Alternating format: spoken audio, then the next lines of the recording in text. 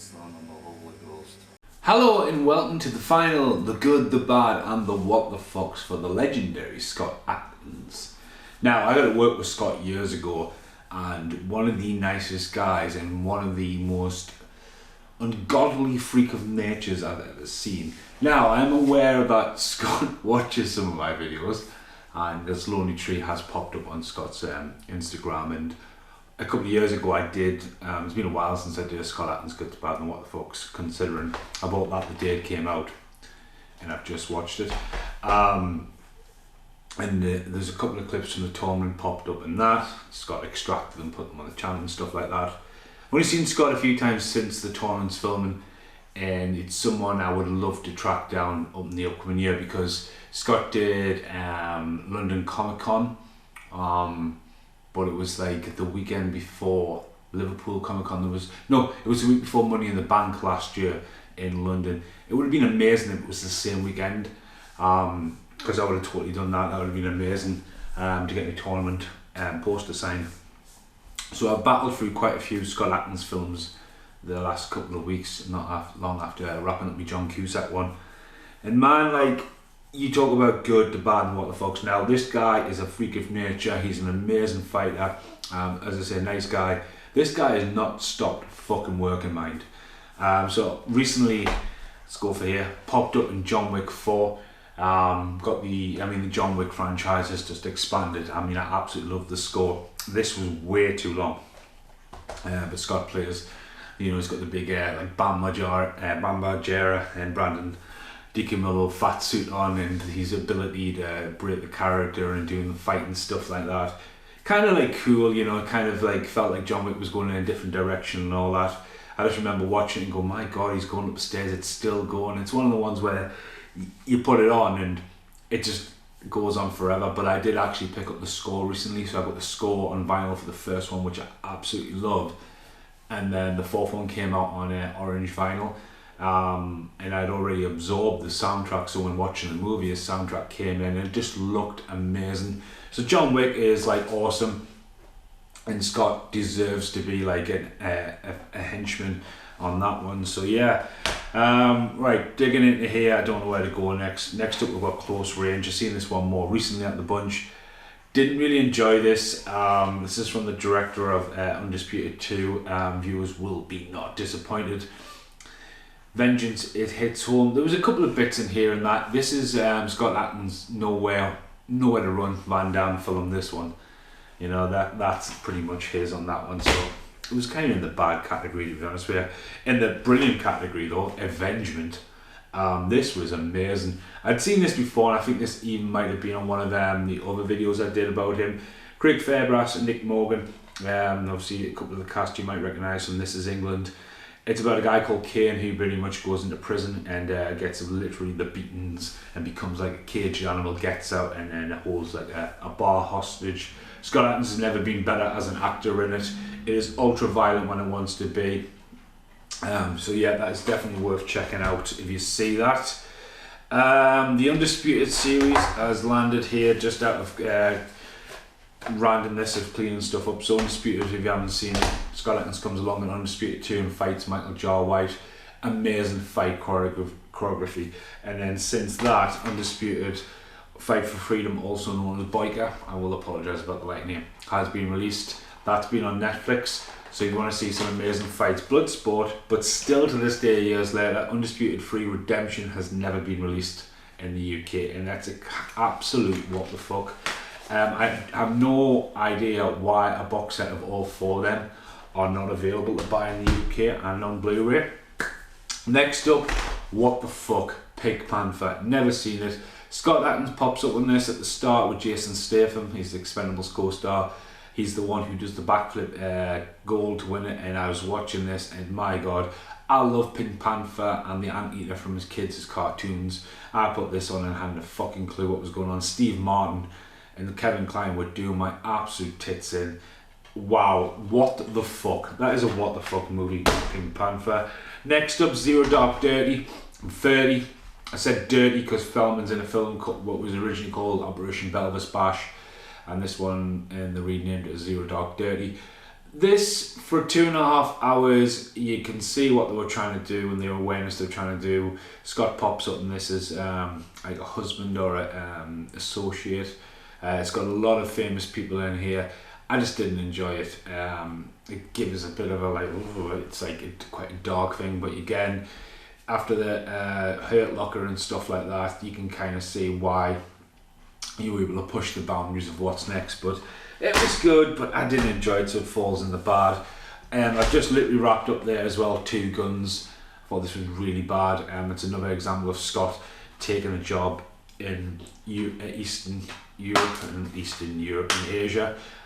Two Guns, obviously, Denzel Washington and Mark Wahlberg in the original just literally had its name tagged onto it. It's about sex trafficking and stuff like that. I wasn't paying too much attention.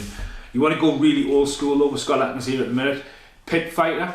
Scott Adkins pops up as some kind of cowboy. There's some pretty good little fights in here and stuff like that. Scott is a very small role. He's like this cowboy on the edge there. But yeah, I've had that one walking around for a while. That's a really old one to get a hold of. So yeah. Next up, Ninja 2. I've had this since the day it came out. Never watched it.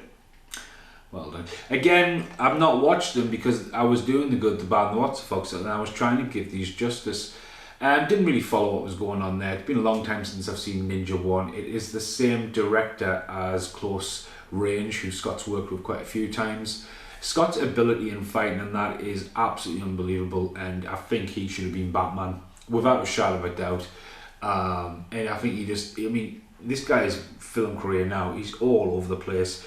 He's done so many films, and the reason why, he turns up, cracks on, goes off to something else.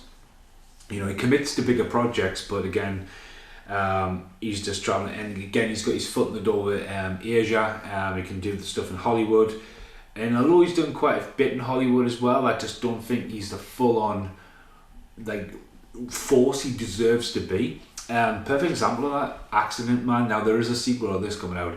This is one of Scott Adkins' best movies. If you haven't seen it, check it out. It was ridiculously funny, hard action, very colourful. I couldn't recommend this anymore. Jesse Van Johnson as well. Scott's worked with him a few times on The Debt Collectors 1 and 2. Loads of famous people in this as well. Check that out. That is a very strong, positive, good film. Over time, we're going across to Asia, Ip Man 4, IP Man 4, and no matter how many people there. Scott comes in here as the military general to finish the story. Some amazing fight scenes in this, and obviously build up, obviously most of it is in subtitles, but again, Scott comes along, boom, and obviously a bit of orange story for Bruce Lee on that. But yeah, right, we're getting there, last bit coming up. Castle Falls is there. Directed by Dolph Lundgren. Amazing story, a good plot device, hindered by about special effects. The idea that a guy pretty much down his luck finds a bit like Trespassing movie. I love looters. Like his money in there and he goes in to get it and everyone ends up in the same place at the wrong time kind of thing. Did fall a bit short on that, but again, Scott Adkins, Dolph Lundgren.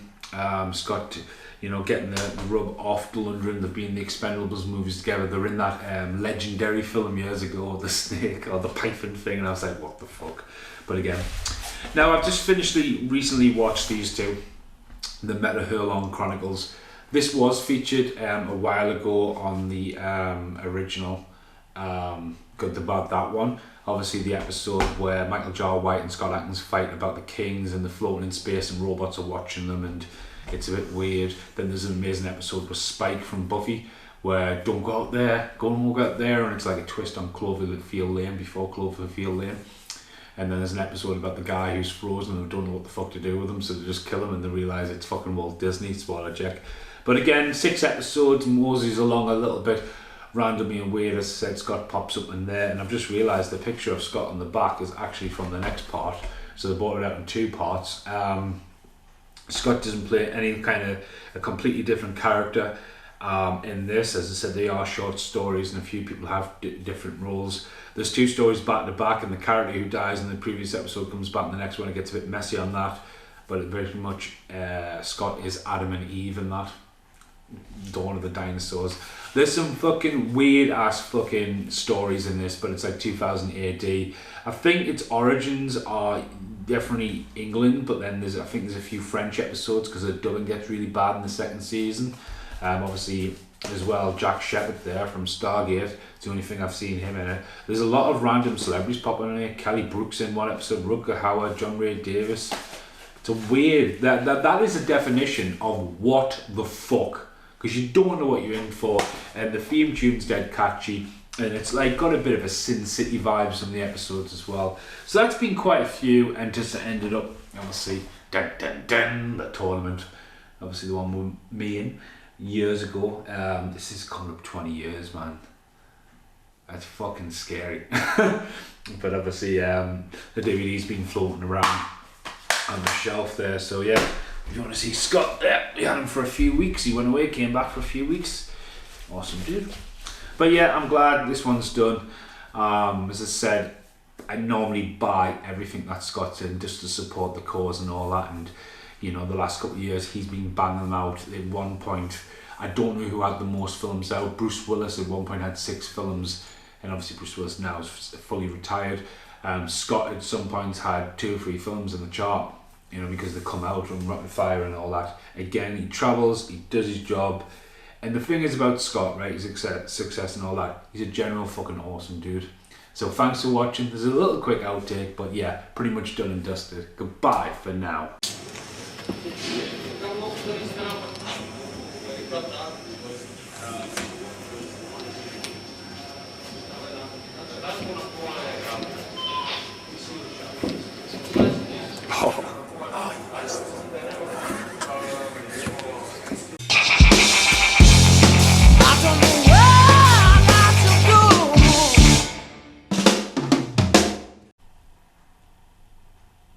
Are you moving?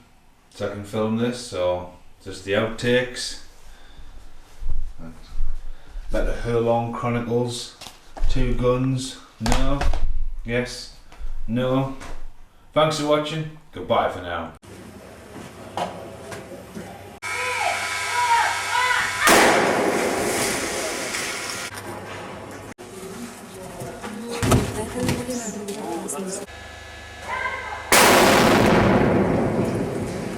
Three, 2, 1, action. Kami, magkatagkaroon sila sa Sinameri. Mark. Action!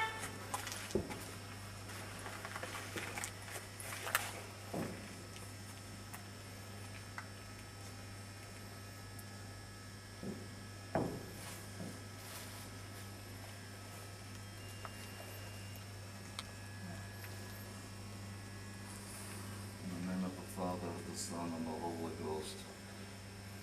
Goodbye.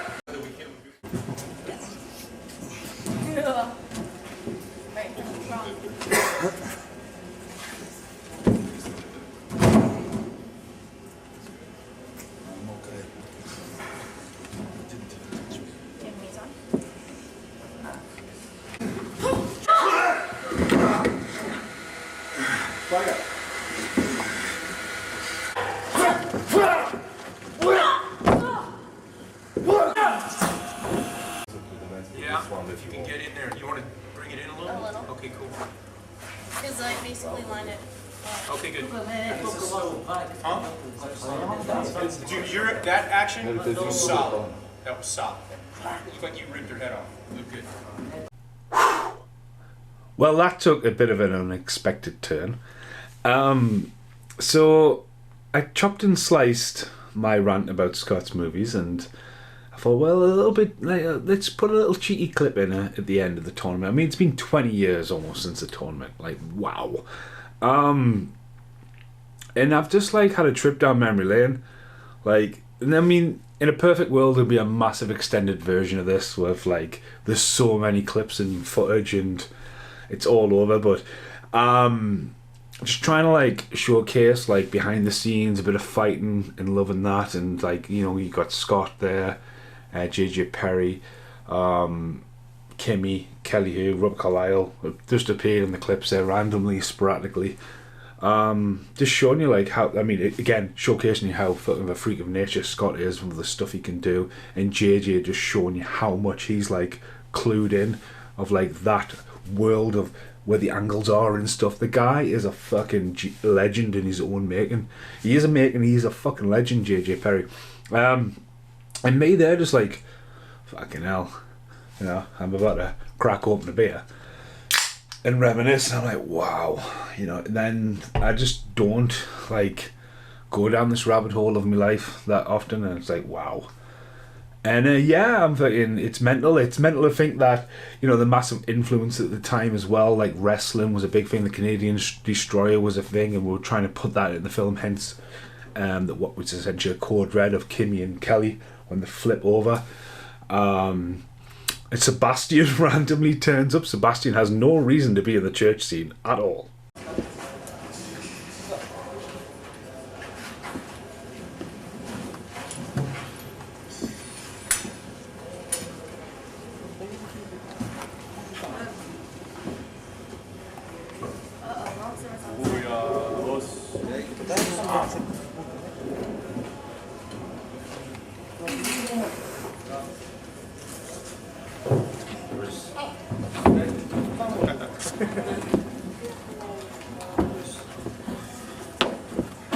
So yeah, Sebastian turns up, and I want to end it with the FU, as it's named on there. It wasn't even called the Attitude Adjustment. Obviously John Cena was on the rise of this era, and I believe it never even made the cut of the movie, an FU through a table, and fair play to Kimmy, because that is an old school like church table she got put through, and wow, like literally this video should have been nip tuck, talk about Scott movies. You know, I know Scott watched one of the last ones because the clips appeared on his thing and all that, but like sitting down there tonight and knowing that there's the poster and the DVD is signed by pretty much all the cast crew, and the only person that signed the poster is Ian Somerhalder. What happened at Liverpool last year. Scott's got to sign that poster. He has. So yeah, thanks for watching. Goodbye for now.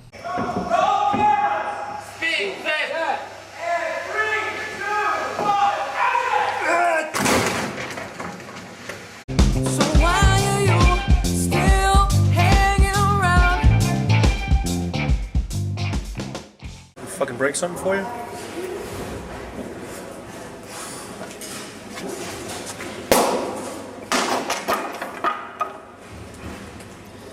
It's a quarter thick. Put that in your pipe and smoke it, bitch.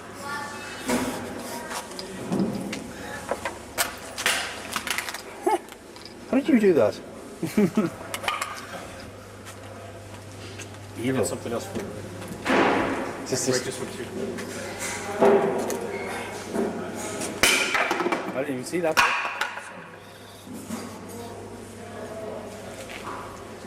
Are you depressed today, like JJ?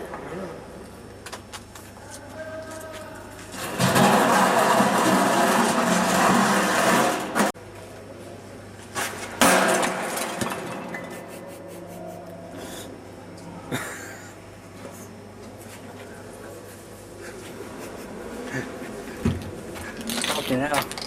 That would knock a rhino out.